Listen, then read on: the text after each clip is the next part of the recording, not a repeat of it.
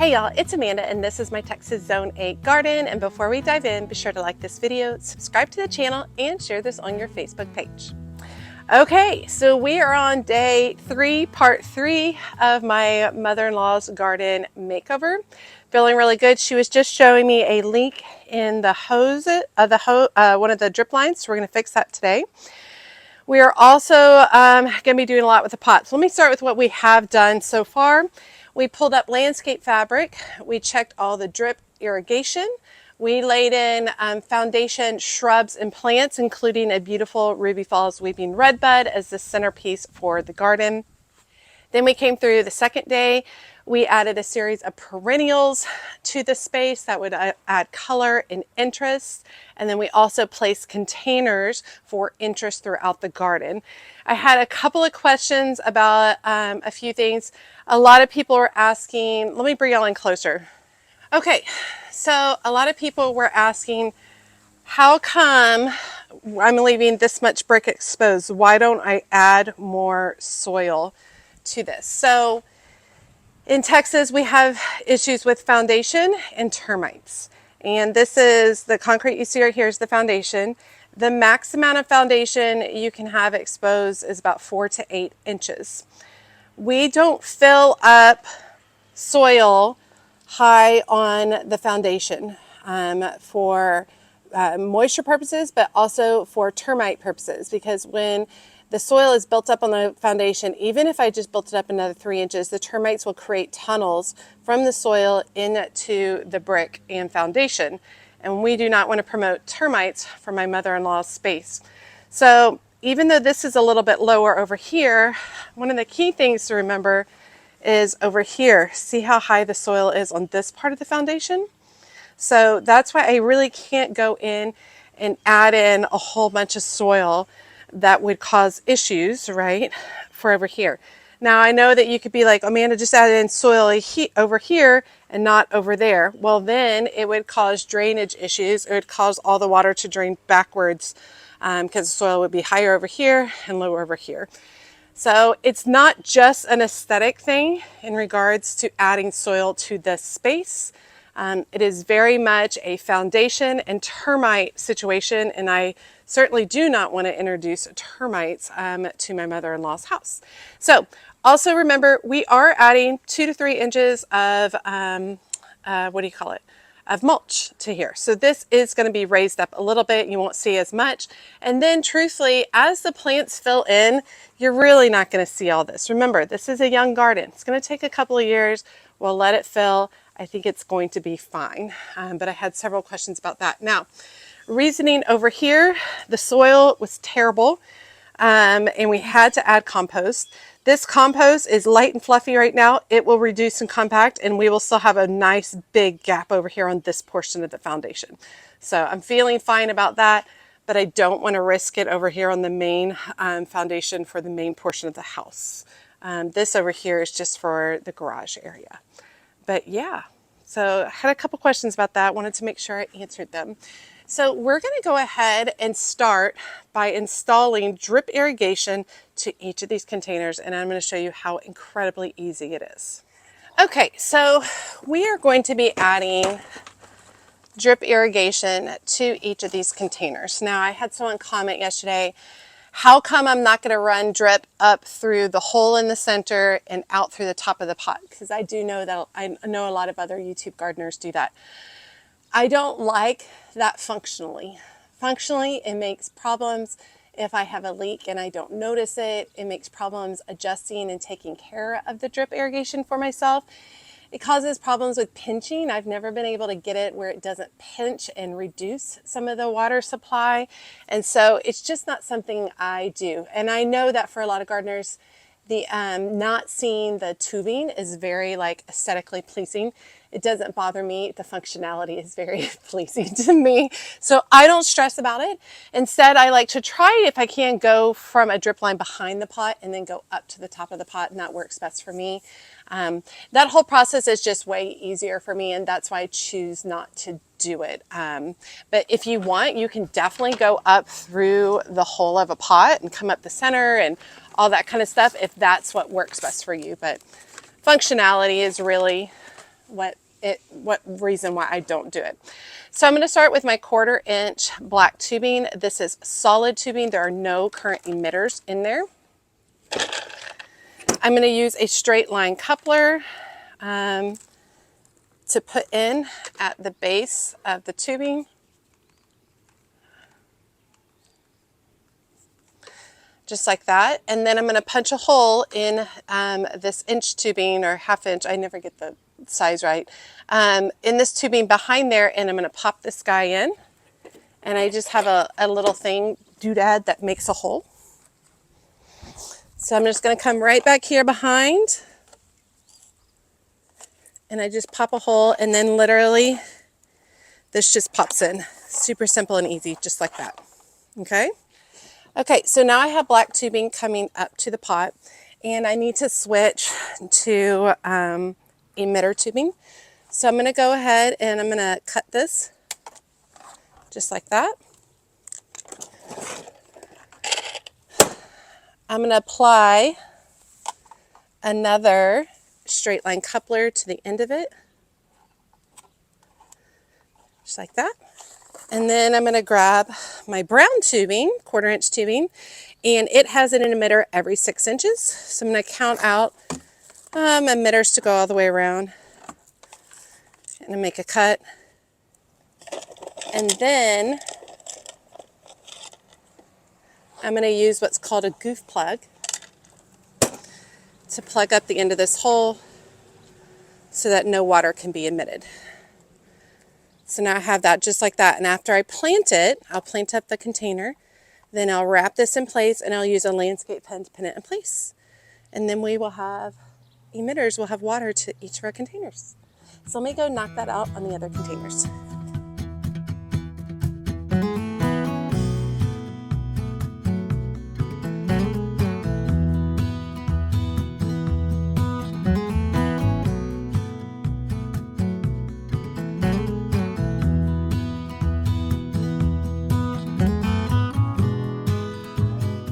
Now, this one already has an existing emitter.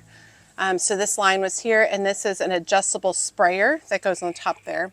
I'm going to remove the sprayer because I'm not necessarily a fan of it for North Texas area dealing with containers, because when we get really hot and we get really dry, if you have just water located in the middle, the water just seeps straight down through the pot. And a lot of times I fill a pot all the way to the edges. So I really need the emitters to go around the edge as well.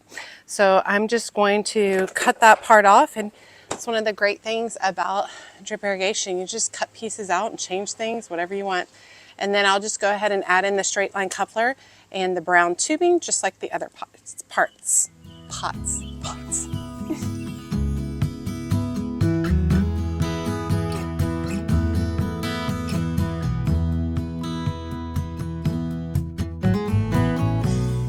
Okay, so I've got drip set up to everything. I've got soil and everything. Got all the pots supported from underneath, lifted up so they can drain well. So the next thing I need to do is start placing plants, which I'm really excited about. It's going to add a lot of bright color, which I think is going to be pretty stinking exciting as I continue to go through this process. So let me go ahead and lay them out, and then I'll talk to you, while I'm doing that, I'll talk to you about my thought process. Okay, so I knew that I wanted pinks, lots of pinks. And I got all of these plants you're about to see are from homegrown plants in Farmersville. They have the best selection of proven winners annuals at the best price. They're awesome, $8.95 per gallon, which is awesome. Okay, so getting started on this, I really wanted to do all pink, but then once I started collecting the pinks together, there wasn't enough depth. So I ended up adding in a little bit of purple, which I think will be really great. And I really started with this grass. This is Fireworks Purple Fountain Grass. It is an annual in my area, although it's hardy down to 20 degrees, and sometimes we have warm winters. And then this is only 2 to 3 feet tall.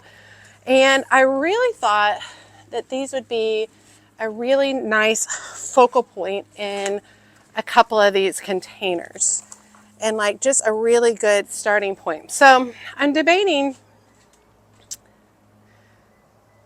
if I definitely want a grass there, I could put a matching coordinating grass, but I kind of feel like I might head this direction with the grass. Put it over here instead and make this container right here a massive focal point of color. Let me show you some of the color. So another really great focal point plant I picked up was a verbena bonariensis, and it's actually a perennial. And this will be lovely, airy, and beautiful in this container. So instead of matching it right here, I kind of like having something a little bit different, just so that it's a little more interesting.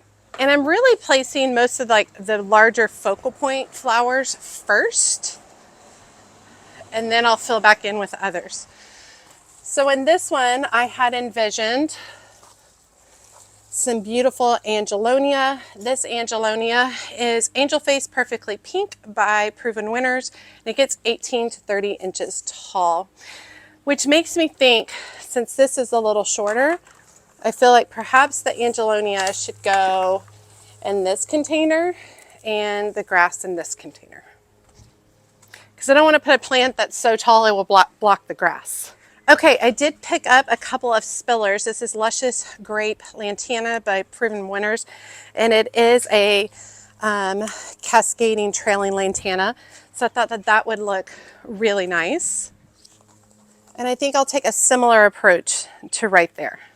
All right, I have just some standard upright vincas. Vincas can take tons of sun in our area. So I feel like we need a little bit of upright color this direction. I think that adds a nice pop. I also have a couple of trailing vincas, which I'm going to grow these from seed next year. I'm super excited. Those upright vincas are $5.95 per gallon, and these trailing ones are $8.95. Yeah, they're a little more pricey. Okay, I think another pop of pink over here would be good. I feel like part of my plan was to have one of these begonias over here, because this does get a little shade. These begonias are Proven Winners double up begonias, and these can handle sun to shade. And they can get 8 to 18 inches, and they just produce and produce and produce. They're awesome. I also am going to tuck in a trailing verbena. This is Verbena Sparkling Amethyst by Proven Winners as well. And you can see putting it with this Angelonia just makes that space pop. And I think what I'm going to do is with the grass, I'm going to tuck in an additional vinca back here. I think that'll look nice. And then finally, I have an azuratum. This is, I believe, Artist Blue. Yes, Artist Blue azuratum, only 8 to 12 inches tall, and it's by Proven Winners as well. And then I think I'll tuck in one additional azuratum right there. So I think it's really important to place your plants before you start planting. I wanted to make sure that I really spread out the pink color, and you can see it really adds a wow factor. Then I'm also working, these pots are back to front pots. These are not 360 containers. So you can see, especially like in this area, I worked tallest to shortest, right? So that we aren't blocking particular plants. Same thing on these with the taller vinca, and then the double up begonia, and then the cascading purple lantana. Very pretty. Love the bold pop of that trailing vinca right there. That's just ridiculously beautiful. Absolutely gorgeous. And then over here on this container, we'll have the grass, we'll have the vinca, and we'll have the trailing lantana, which I think is going to be absolutely beautiful. Can you believe this garden was empty 3 days ago? It's crazy. Okay, I'm going to get started on planting. We're going to use plant tone in each of the containers, and I will talk to you about each of the different varieties that I'm planting. All right, typically when I'm planting containers, I like to start with the future plant, and that's going to be this one, the grass. Fireworks Purple Fountain Grass features arching burgundy foliage with hot pink variegation and fluffy purple-pink plumes. It grows 3 to 4 feet tall and wide and thrives in full sun and is hardy in zones 9 through 11, often grown as an angle. It adds dynamic movement and color to containers or landscapes. And I actually think that I'm going to put the grass towards the garage and towards this side of the pot, because right behind it is that Texas rock rose that we planted yesterday. So it should have pink blooms behind it. Where are you? Which would be really nice. And if you haven't tried trailing purple lantana, you are missing out. It's glorious. You don't have to buy the Proven Winners variety. I like to get just, I guess, the standard variety that hasn't been, what is it, copyrighted or patented. And I typically can get that from Callaway's. Consistently has it. Look at that. I mean, come on, y'all. I find that the patented variety versus Proven Winner, it's about the same. All right, and then some beautiful upright vinca. Kind of obsessed with the trailing vinca. Totally gonna grow some of that for next year, y'all. We're gonna be looking for those seeds because I love how soft it is on the sides of the containers.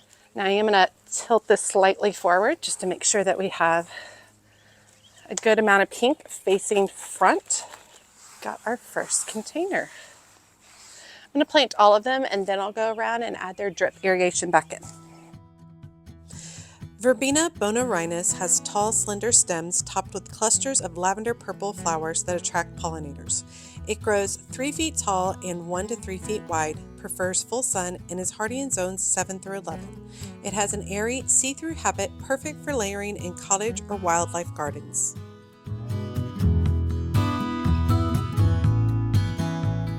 Trailing vinca offers glossy green foliage and blooms continuously with pink, white, or lavender flowers.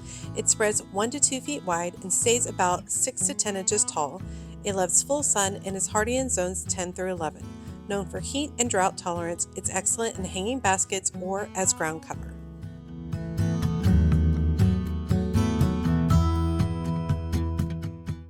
Artist Blue Azuratum produces soft powder blue fluffy blooms atop compact green foliage. It grows 6 to 12 inches tall and wide, thrives in full sun to part shade, and is hardy in zones 10 through 11.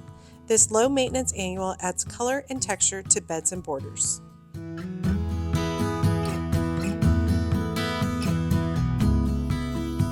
Now I did want to point out that on my spillers, things are cascading off the front. I like to put them in at a little bit of an angle, like that. Kind of tip them forward towards the front of the container. I think I need more soil in this one. Hold up.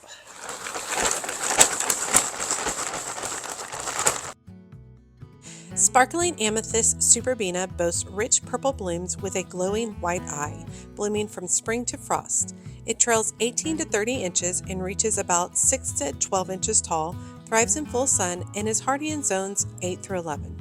It resists mildew and handles heat and drought with ease.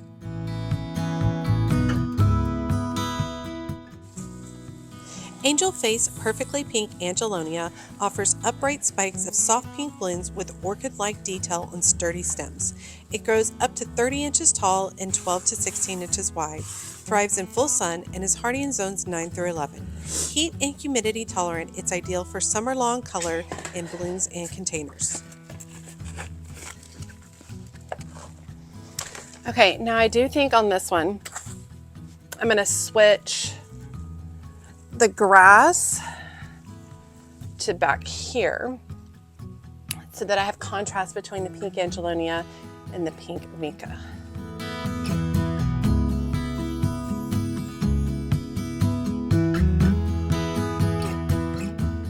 Upright vinca is a summer blooming annual with vibrant flowers in shades of pink, red, or white and glossy foliage. It grows 12 to 18 inches tall and 10 to 14 inches wide, thrives in full sun, and is hardy in zones 10 through 11. It's extremely heat and drought tolerant, making it ideal for tough, sunny spots. And same thing with the begonias. I'm going to put them this way in the container so that they're next to the purple, so it's not pink next to pink, and then I'll put the Artist Blue Azuratum right there. Double Up Pink Begonia features lush green foliage and fully double rose-like pink blooms. It grows 10 to 12 inches tall and wide and does well in part sun to shade, and it's hardy in zones 10 through 11. It provides nonstop blooms and a tidy mounding habit for containers or shaded beds. I like my mother-in-law's handy little stool.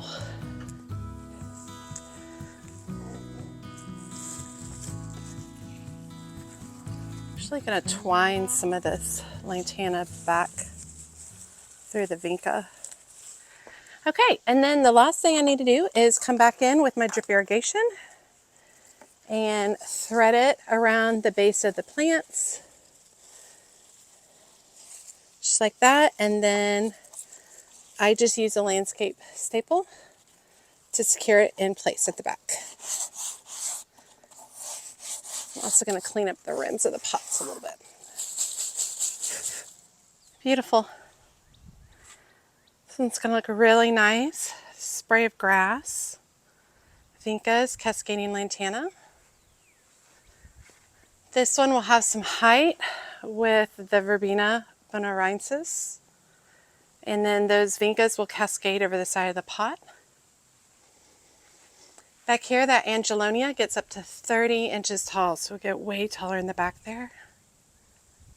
And then I love that we've got more of the trailing vinca over the side.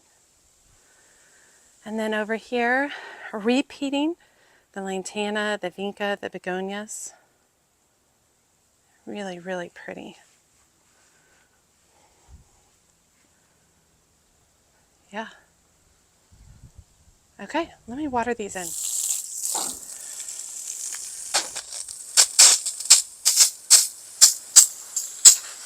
Okay. I do want to water these in even though they're set up to drip. Go ahead and get some water in. I need to get my mother-in-law like a nozzle. Okay, so I'm going to get these watered in. And then my next step is to add some annuals to the space into the actual ground. And I think I'm going to use some of the annuals that I've grown from seed. Specifically more vincas. Vincas just do really well with the heat. They also add lots of bright, beautiful color, which I think goes with the look and feel of this garden. And then after that, I need to mulch. Might see if I can get my husband to come over and help me mulch all this. And then I want to put out some of her garden decor that she's had for years. I think it'll be fun to see it in the space. Okay, another day done and just in time. We have big storm clouds rolling in. Probably doesn't look like that in the video, but yeah. I'm really excited now. These plants will pop, but freshen up as the water dries off on them and look really nice. Sorry, I have the hiccups. But I really like how all the color is coming together, the brightness of all the annuals and the containers, and it really just adds a lushness to a beginner garden, to a baby garden. I think it looks really nice. So we have a few areas for focal points of annuals, specifically right in this area, and then some right here in this front corner. Not tons of annuals in the ground, just a few, which I think will look really nice. We're going to come in with cedar mulch, which I think will look really nice. It's not the dyed mulch or the black mulch or anything like that. Just a really nice cedar color, light brown, which I think will look really good. And then playing with her decorations. I'm excited. All right, so I hope you guys enjoyed part 3, day 3 of working on my mother-in-law's garden. And I hope that you'll join me back for the very last day. Really excited about that, wrapping it up, allowing her to really come out and enjoy it every time she pulls up to her house. And you know, whenever she looks out the window, enjoy the pretty colors and such. All right, you all, as always, make sure you like and comment on the video. Every time you like and comment, it helps grow the video so much. And if you don't feel comfortable leaving a comment, just drop me an emoji below, letting me know that you made it to the end of the video and you say hi. And be sure to check out my Patreon community. The link is in the video description below. It is all things gardening, all things She's a Mad Gardener. It's people who like to hang out with me. That's literally it. And I really, really love it. There is a free tier you can join under, and there are additional paid tiers. The higher up you are in the tier, the more access you get, including exclusive videos available just to the highest patrons, as well as video chats and photo sharing, which is really fun. All right, you all, as always, she's a mad gardener or a decorator or anything else that she wants to be. Thanks, y'all.